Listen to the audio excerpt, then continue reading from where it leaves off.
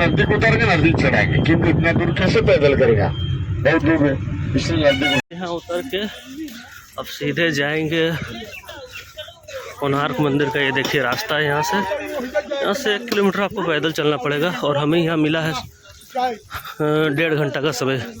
इसमें हमें खाना भी हो और मंदिर का दर्शन भी करना है। तो चलिए आगे बढ़ते हैं, आपको दिखाते हैं मंदिर थोड़ी देर में।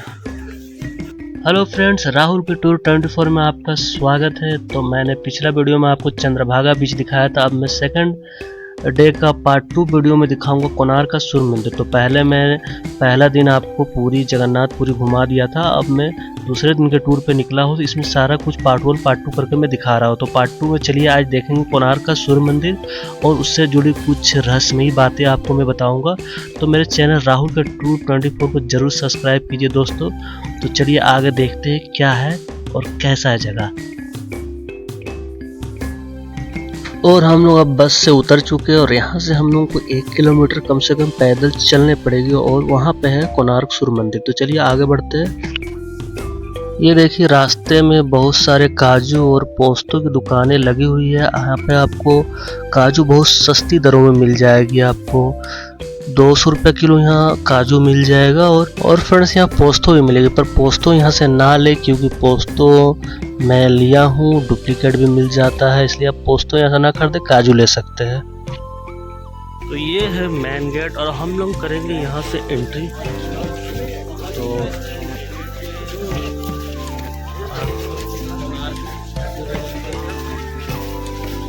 ये देखिए दूर से कुछ इस प्रकार, चलिए सामने दिखाते हैं।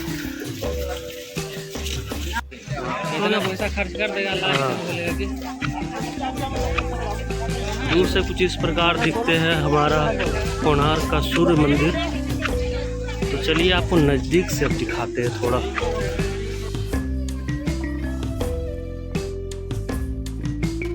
ये देखिए फ्रेंड्स, और आ गए हम बहुत ही नज़दीक। ये सामने में जो बना है इसको बोलते हैं नृत्य मंडप, और इसके पीछे इसके जो है वो है सूर्य मंदिर। सामने में नृत्य मंडप बनाया गया था। तो इससे जुड़े कुछ इतिहास आपको बताते हैं। तो चलिए पहले आगे बढ़ते हैं।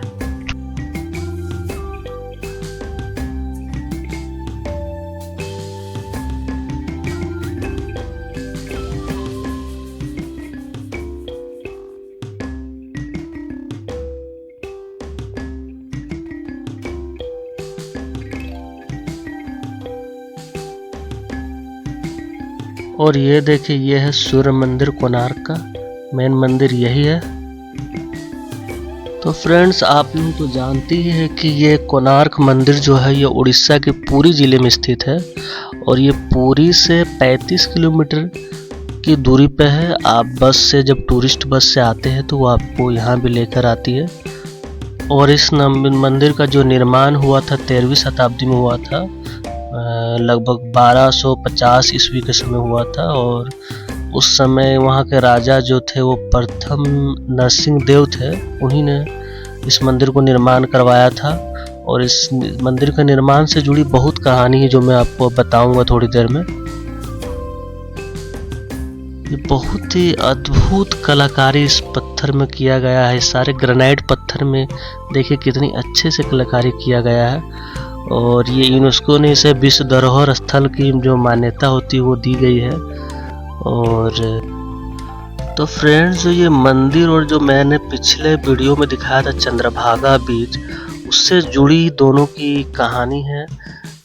पहले मैं आपको चलिए ये दिखाता। देखिए जो ये पत्थर जो है देखिए ऊपर लगा हुआ था, एक ऊपर से देखिए ये पत्थर देखिए आप जो देख रहे हैं ऊपर से गिरा हुआ है। इतनी बड़ी बड़ी जो चट्टानें थी मंदिर के सबसे शीर्ष पर लगा हुआ था। और अभी देखिए नीचे गिर चुका है, क्योंकि बहुत आक्रमण के वजह से बहुत मुस्लिम शासकों ने बहुत सारा आक्रमण किया था इस मंदिर पर। तो कुछ हिस्से देखिए टूट के जो नीचे गिर चुकी है। और सोचिए इस पत्थर को कैसे ऊपर शिखर पर ले जाया गया होगा। बहुत ही आश्चर्यचकित करने वाली बात है ये कि कैसे ऊपर तक ये पत्थर को ले जाकर इतनी बड़ी पत्थर की मंदिर बनवाया गया होगा उस समय। तो और कलाकारी आप देखेंगे तो आप अचंभित रह जाएंगे। आप देखिए कैसे कलाकारी की गई है, बहुत ही बारीकी से इस पत्थरों को काट कर किया गया है। तो ये जो रथ के जो पहिए देख रही है, सारे पहिए हैं, ये 12 जोड़े ये पहिए, टोटल 24 पहिए हैं। तो ये पहिए के से जुड़े कुछ कहानी ये है कि ये जो 12 पहिए हैं साल के 12 महीनों को दर्शाता है। और इसके जो मंदिर के जो ऊपर साइड है, देखिए आपको दिखाता हूँ मैं, जो मंदिर में देखिए सूर्यदेव की जो मूर्ति लगी हुई देखिए ऊपर, वहाँ देखिए वो सूर्यदेव की मूर्ति, वो 3 साइड है और वो समय को दर्शाता है, एक दोपहर और सुबह और एक शाम तीनों अवस्था को दर्शाता है सूर्यदेव का ये। तो बगल में आपको एक और मंदिर है, ये सूर्यदेव का मंदिर है, और बगल में उनकी पत्नी छाया देवी का मंदिर ये है, देख सकते हैं ये छाया देवी का मंदिर है। इसमें सूर्यदेव की पत्नी की मंदिर है ये। तो दोस्तों मंदिर से जुड़ी निर्माण का कहानी कुछ इस तरह है कि पुराणों के अनुसार श्री कृष्ण के पुत्र सांब को उनके श्राप से कोढ़ रोग हो गया था। सांब ने चंद्रभागा नदी के सागर में सूर्यदेव का 12 वर्षों तक तपस्या किया और सूर्यदेव जब प्रसन्न हो गए तो उसके सारे रोगों का नाश कर दिया और उस रोग से मुक्ति दिलाया। तदनुसार सांब जो सूर्य भगवान का एक मंदिर निर्माण करने का निश्चय किया और फिर तभी इस मंदिर का निर्माण हुआ था। उसके बाद नरसिंह देव ने इनका अच्छे से निर्माण करवाया था। तो एक और कहानी है कि जब सांब वहाँ पे तप कर रहा था तो उसे एक सूर्य भगवान का एक मूर्ति भी मिला था बालू के अंदर से। तो उस मूर्ति को उसने मित्रवन में जाके स्थापित किया। एक मित्रवन एक जगह है, वहाँ उस सूर्यदेव मंदिर बनाया था और वहीं पे उसने उस मूर्ति को स्थापित किया और वो जगह बहुत पवित्र हो गया। अभी वहाँ आप जा सकते हैं मित्रवन। तो और भी कहानी चलिए आगे आपको दिखाते हैं और बताते हैं।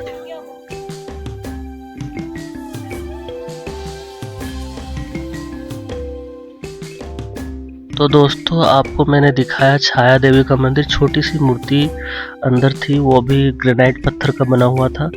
और अब छाया देवी मंदिर देखने के बाद हम लोग देखिए सूर्यदेव का जो मंदिर है, जो आपको मैंने बताया कि 3 मूर्ति बनाया गया है ऊपर पे, ये तीनों पहर को बताता है, जैसे कि सुबह शाम और दोपहर को बताता है। तो चलिए आगे दिखाते हैं। और जो ये मंदिर है उसके आगे साइड नृत्य मंडप बनाया गया है। तो वो देखिए ये मंदिर है और उस साइड जो वो छाया देवी मंदिर है और एक साइड ये नृत्य मंडप बनाया गया है और बीच में है सूर्यदेव का मंदिर। दोस्तों ये मंदिर बहुत ही विशालकाय है। ये जो मंदिर है 3 मंडपों में बना है। इनमें से तो 2 मंडप जो थे वो ढह चुके हैं। तीसरे मंडप जहाँ मूर्ति थी, जो ये सामने में दिखा रहा हुआ तीसरे मंडप है, और ये यहाँ मूर्ति थी। तो अंग्रेजों ने स्वतंत्रता से जो पूर्व उसमें रेत और पत्थर भरवा दिया ताकि जो ये मंदिर है सुरक्षित रहे, क्षतिग्रस्त ना हो। और जो मैंने मंदिर के आपको तीनों दिशा में जो सूर्यदेव की प्रतिमा दिखाया, वो तीनों अवस्था को बताता है सूर्य का, जैसे कि उदित सूर्य हो गया, मध्यम सूर्य हो गया, अपहरण सूर्य, तीनों अवस्था को सूर्य का दर्शाता है। उसके बारे में मैं आपको पहले बता चुका हूँ।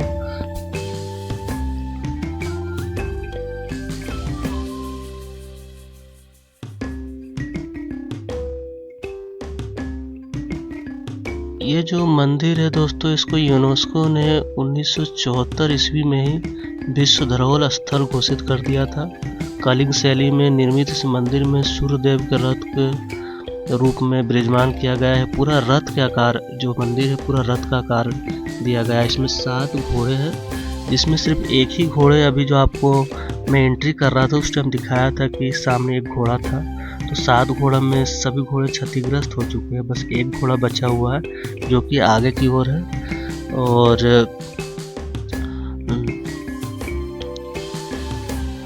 और जो प्रत्येक चक्र 8 अरों से मिलकर बना है। पहले तो मैं आपको बता चुका हूँ कि 12 जोड़ी चक्र है और हर एक चक्र में 8 अरे है, 8 अरों से मिलकर बना है और दिन के 8 पहरों को ये दर्शाता है। जो 8 अरे है, मैं सामने से जो देखिए वो चक्र है उसमें एक लाइन करके उसको देखिए बना हुआ है, वो 8 अरों से बना हुआ, वो 8 पहर को बताता है। तो ये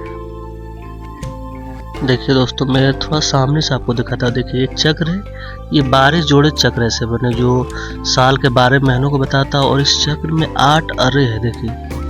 और ऊपर देखिए कला है, कुछ इस तरह कला किया गया है दीवालों पे।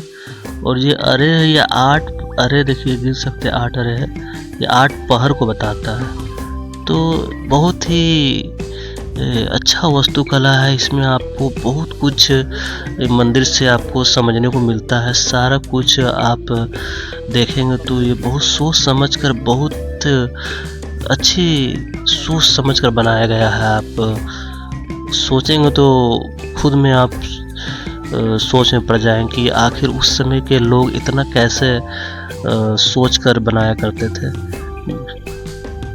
कई कथाओं के अनुसार सूर्य मंदिर के शिखर पर एक चुंबकीय पत्थर लगा। इसके प्रभाव से कोणार्क के समुद्र से गुजरने वाले जो सागर पथ होते हैं इस ओर खींचे चले आते हैं, जिससे उन्हें भारी क्षति हो जाती है।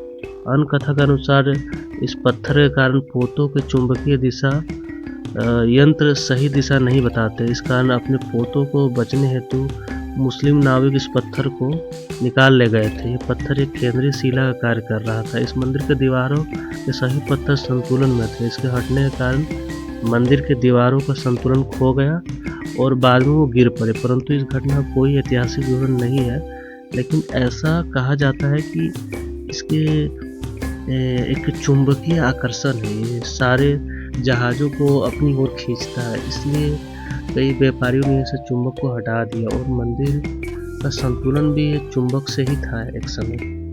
तो बहुत सारी कथाएं जुड़ी हुई है इससे। इस मंदिर को आप जरूर आए एक बार देखने, बहुत ही अद्भुत ये मंदिर है दोस्तों। सबसे ज़्यादा रहस्यमयी बात यह है कि इस मंदिर का जो ऊपर 51 मीट्रिक टन का चुंबक लगा हुआ था। एक समय ये इतना प्रभावशाली चुंबक था कि समुद्र से गुजरने वाले जितने भी जहाज उसको अपनी ओर खींच लेता था। तो ये भी एक बहुत बड़ी रोचक बात है और सभी को इससे चुंबक से परेशान होकर वहाँ से चुंबक को हटवा दिया। कहते हैं कि उस चुंबक से इस मंदिर का संतुलन भी बना हुआ था, लेकिन उसको हटाने के बाद जो 3 मंडप थे उसमें से 2 मंडप ढह गए और ये 1 मंडप बचा हुआ है। तो चलिए और आगे बढ़ते हैं दोस्तों। लगभग 800 साल पुराना मंदिर ये अपने आप में बहुत सारे रहस्य से दबा हुआ है। तो दोस्तों ये एक समय 118 साल तक ये मंदिर बंद पड़ा था, क्योंकि यहाँ बहुत जंगल हो गया था और डाकुओं का ये कब्जा वाला क्षेत्र हो चुका था। तो ये 118 साल तक बंद था और इसके दरवाज़ा आज भी बंद है, क्योंकि ये जो क्षति से बचाने के लिए, कोई इससे डिजास्टर क्षति ना हो, तो इसलिए इसे बचाने के लिए इससे दरवाज़ा को बालुई पत्थर और से भर दिया गया है, क्योंकि ये धंसे नहीं। ये ब्रिटिश काल में ही इसे भर दिया गया था ताकि इसमें कोई प्रभाव ना पड़े बाहर का। तो दोस्तों आप लोगों ने जाना इसका रहस्य, इस मंदिर का निर्माण क्यों कराया गया था। मैं बता दिया कि श्री कृष्ण भगवान के जो पुत्र श्याम थे उन्हें सूर्य भगवान ने रोग से निरोग किया था, तो इस मंदिर का निर्माण उसी कारण करवाया गया था। और ये मंदिर अब खंडित हो चुकी है, इसलिए यहाँ पूजा पाठ नहीं होता है और बस ये अब दरवाज़ा को, जो मंदिर जहाँ मूर्ति रखा गया था, वो भी अब लॉक कर दिया गया है। दोस्तों इस मंदिर में पूजा नहीं होने का और भी बहुत सारी वजह, एक वजह ये भी है कि जब राजा ने कहा कि इस मंदिर को इतने समय में निर्माण करना, पर ये निर्माण नहीं हो पाया था, कुछ हिस्सा बच गया था निर्माण कार्य में। तब जो वास्तुकार थे वो अचानक से सुसाइड कर लिया था। वो नदी के, समुद्र के साइड में मरा हुआ पाया गया। तो तभी से ये मंदिर शापित कहलाने लगा। और भी बहुत दो कारण हैं ये मंदिर शापित होने का, एक खंडित होना और एक अचानक से मंदिर का निर्माण जिसने करवाया था वो मृत अवस्था में पाया गया, तब से ये मंदिर शापित हो गया। तो चलिए दोस्तों, अब चलते हैं हम लोग वापस। आज के लिए इतना ही, और हम लोग निकल रहे हैं गेट के बाहर, और मेरी बस आगे रोड पे है, मेन रोड पे। हम लोग वहाँ खाना खाएंगे और अपना 3rd स्टॉपेज चलेंगे उदयगिरी और खंडगिरी पर्वत। तो मेरे ब्लॉग में बने रहिए और नेक्स्ट वीडियो में दिखाऊंगा उदयगिरी नीलगिरी। तो चलिए चलते हैं दोस्तों।